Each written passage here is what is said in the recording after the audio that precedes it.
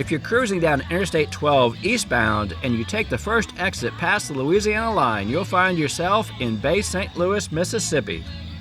If you do that on the Thursday of Cruising the Coast, you'll find yourself in Mopar Central. This is Robert Wolf reporting from the center of the Mopar world for October 2021. Mopars in DeBay in Bay St. Louis, Mississippi. For the Deep South, Cruising the Coast is the premier hot rodding gathering. Taking place all along the Mississippi Gulf Coast, this event attracts tens of thousands of people from across the country for a week-long celebration of everything that is classic automotive Americana. You should think of Cruising the Coast like you would the Woodward Dream Cruise, except with an endless coastline as a backdrop. Cars start rolling into Mississippi coastal towns at the beginning of the first week of October for an ultimate climax on the second weekend of the month. With so many people cruising up and down the coast, you rarely see the same cars twice. And unless you're in the right place at the right time, you don't get a really good look at many of the hot rods you would like to check out. With that in mind, many years ago, New Orleans club member Eric Keller decided to hold an impromptu stopping point for the Mopar lovers on the Thursday of this event. That gathering would quickly expand into an unofficial, official parking lot show taking place in the marina parking lot, appropriately called Mopars at the Marina. It didn't take long to outgrow that facility, and in 2020, the town of Bay St. Louis adopted us Mopar enthusiasts as their own, dedicating their historic downtown streets to anyone with a Mopar on Thursday of Cruising the Coast.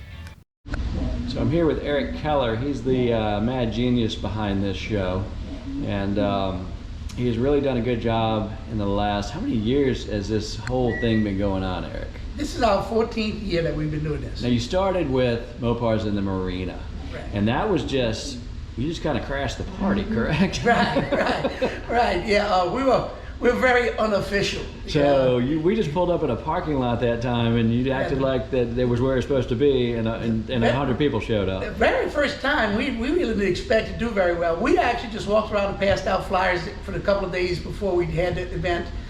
And we expected if we got 40 to 50 cars, we'd be lucky. When we pulled up, there was more than 40, 50 cars there ahead of us. So all Mopars. We started coming, and we used to get there at 10 o'clock, and the next year we got there at 9 o'clock, and the next year we got 8 o'clock, and the next year we got there at 7, and it was full. So it was crazy over there. That's right. And so you outgrew that facility, and you moved over here 2 years ago?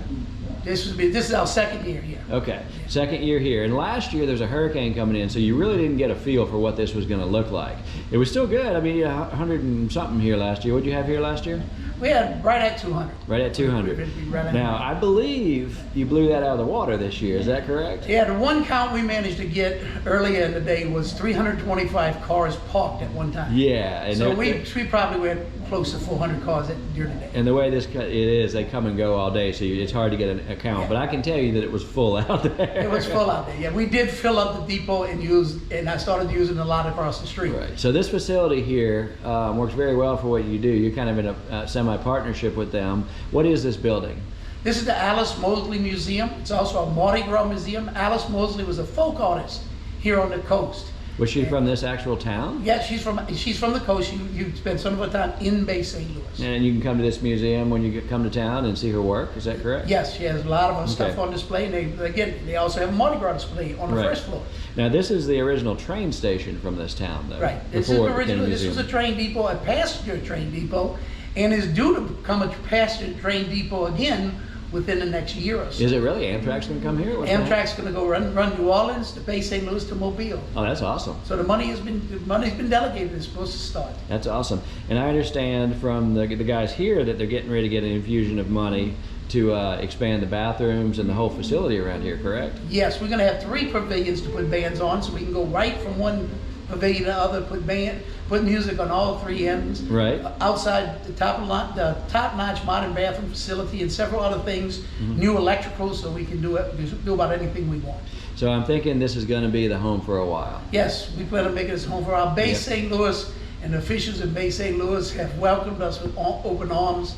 All our sponsorships, especially Champion, Dodge, Chrysler, Jeep, and Ram, Hancock County Tourist Commission, and several of the local businesses have made it very easy for us to stay here. And I think Hollywood Casinos worked with you pretty well, getting cheaper rooms for your club members and the Mopar guys. Yes, they really give us the best deal on the coast. Right.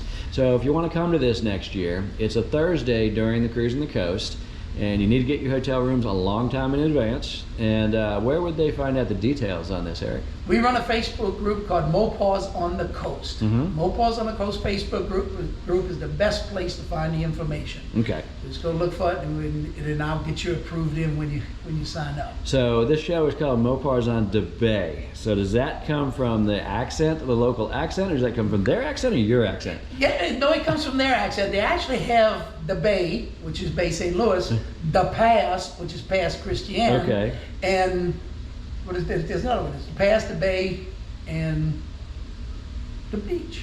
The beach? Yeah. Okay. So that's pretty cool. All right. Well, thank you for your time. It's a wonderful show, and I hope that everybody comes out and checks it out next year. Yep, come on out. And you're actually going to be able to catch the train on the way here and catch the train the way out if you want. That's awesome.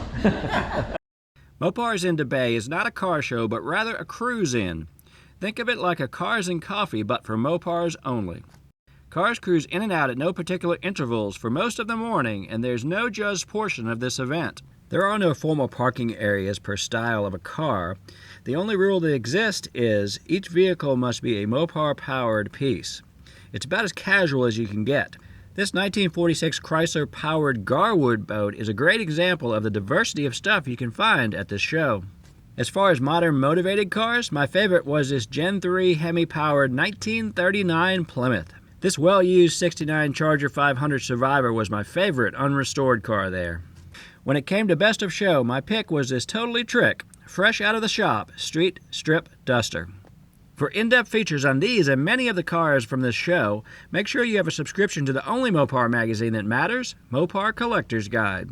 If you like this video, please smash the like button, and if you want to see more videos like this one, hit the subscribe to Mopar TV button.